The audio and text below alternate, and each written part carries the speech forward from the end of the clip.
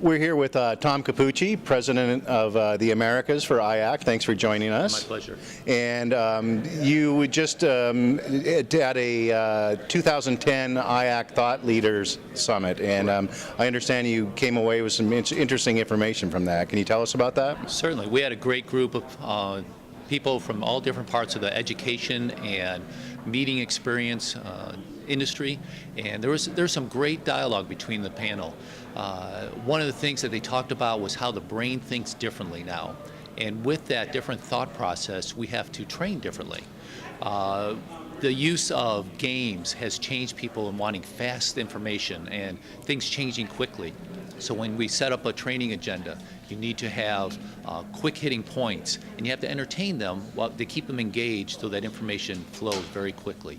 And then what about the old analog technology like flip charts? Is that still popular?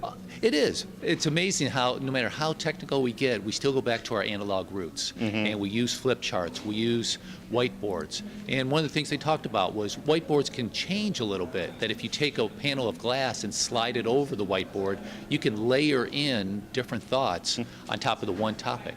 And that's what video games do. And so it's kind of combining today's learning process with our old analog type systems.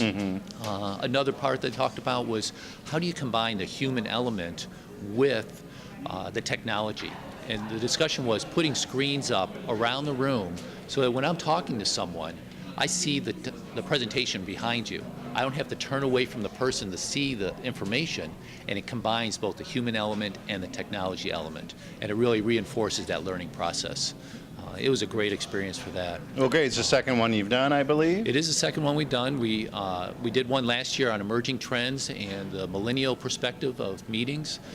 Going forward, we will probably do some more about the learning process and building agendas. So it's a real exciting process, and we had such a great dialogue.